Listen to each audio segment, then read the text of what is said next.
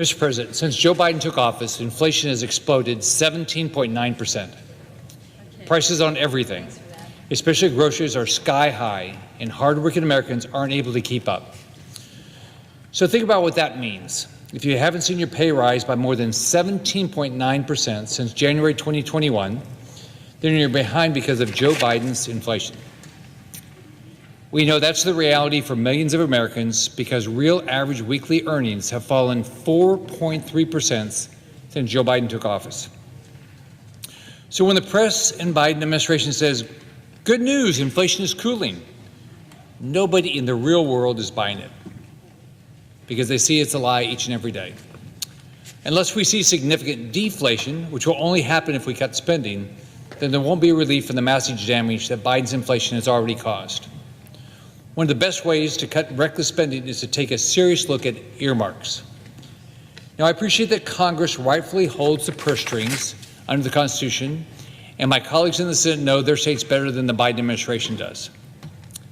This is not about taking away authority from Congress. Neither Congress nor the president's agencies should waste your money. Earmarks are pet projects that only benefit a small number of people. They're not voted on separately by members of Congress.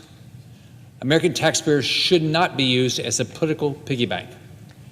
Earmarks have been so badly abused that we can't let it go on like this any longer.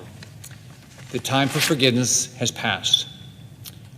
In just the Senate, members requested more than 6,000 earmarks to waste your tax dollars on projects like $3.5 million for Michigan's Thanksgiving Parade Foundation, $1 million for an environmental justice center in New York. New York City has a budget already of $106 billion. Don't you think they could do this on their own? $1 million for a social justice organization in San Francisco to make building improvements. $5 million for a theater, opera house, and other renovations in Georgia and Pennsylvania, and City Hall renovations in Washington and Rhode Island. Why does the federal government have to pay for this? The states and local governments should take the lead here. Today, the U.S. national debt is nearly $35 trillion. That's about $6.5 trillion more than it was when Biden took office. Here's an even more disturbing figure. Since January 2023, about 14 months ago, the national debt has grown by more than $3 trillion. This explosion of America's national debt is a grave threat to the stability and security of our country. And it's not going to stop unless we force change. Good afternoon, friends. There is an upcoming deadline to claim leftover relief money. Officials have confirmed that there are millions of dollars left in unclaimed stimulus payments. The Internal Revenue Service announced that time is running out, and if action is not taken, you will not be able to retrieve this money. My dear friends, please do me a big favor and watch until the end of this video to hear about all of the details. Also, tomorrow, I will be announcing several winners for the Walmart gift card giveaway.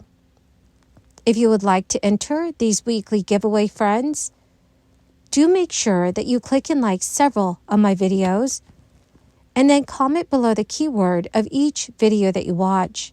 The more videos you comment on, friends, the greater your chances of winning the giveaways. According to Newsweek, the Internal Revenue Service is encouraging tax filers who have not claimed crisis-era tax credits to do so before a looming deadline. In May 2024, the tax credits put in place during the crisis will no longer be available, and anyone who has not filed a tax return in 2020 will be unable to claim theirs if they do not take action in the coming weeks. The credit is available to eligible tax filers who did not receive economic impact payments or stimulus checks during the height of the crisis.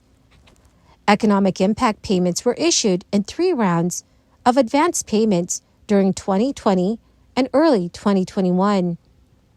They can be claimed as part of Form 1040, the individual income tax return.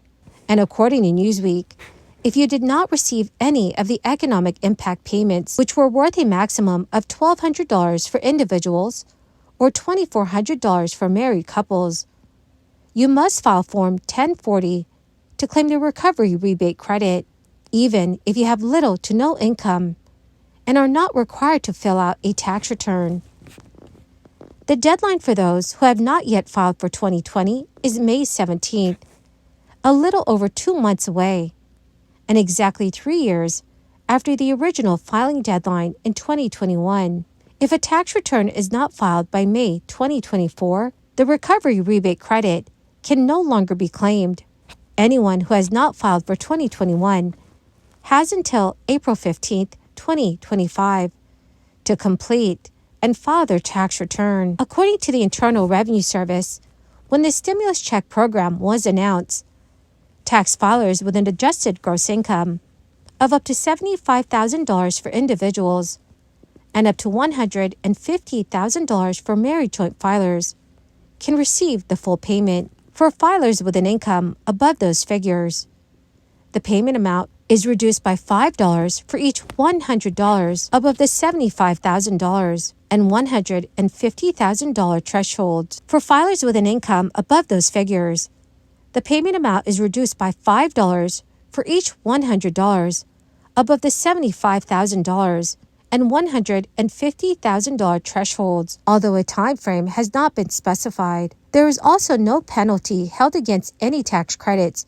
or refunds for late filers. The IRS recommends opting for a direct deposit into your account in order to receive the funds quickly. Also, IRS Commissioner Danny Werfel told a recent congressional hearing that his agency would be able to quickly implement changes to the child tax credit if they are approved, and then send out tax refunds promptly. That is something that could give qualified U.S. taxpayers an extra couple of hundreds of dollars this tax season. The changes are part of an expanded child tax credit included in the Tax Relief for American Families and Workers Act, which a U.S. House passed in January. However, the $78 billion bill has been stalled in the Senate. During a hearing last month before the House Ways and Means Committee, Danny Werfel was asked by committee chairman Jason Smith how quickly the IRS could make adjustments should the deal make it through Congress and get signed into law by President Biden. According to Yahoo News, the latest version of the child tax credit has been scaled back from the version included in the American Rescue Plan Act of 2021.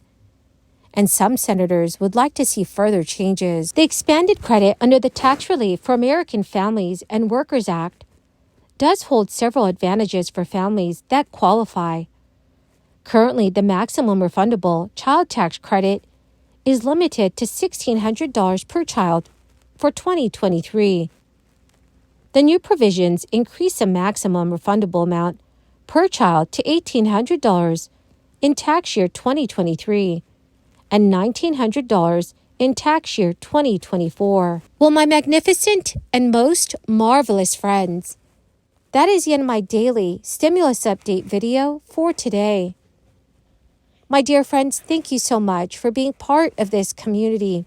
To say thank you, I will be announcing several winners for the Walmart gift card giveaway. If you would like to enter the weekly giveaway, friends, do make sure that you click and like several of my videos and then comment below the keyword of each video that you watch. Thank you, and have a wonderful and very blessed Thursday.